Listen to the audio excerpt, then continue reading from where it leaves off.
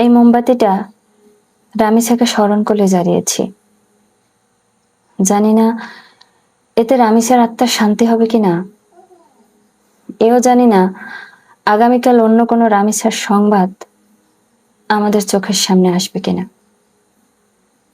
রামিসা আজ পুরো দেশের বেদনার প্রতীক। আফসোস হয় আমাদের এই সমাজ ব্যবস্থার কথা ভেবে। আমরা আরো শঙ্কিত হই যখন ভাবি এই নৃশংসতার সঠিক বিচার হবে তো। পরিবার, সমাজ, সংসার, দেশ সবকিছুই কি একসাথে ব্যর্থ হয়ে যাবে? ভাবুন তো, রামিসার মতো আর কত ঘটনা আমাদের সামনে আসলে আমরা তৃপ্ত হব।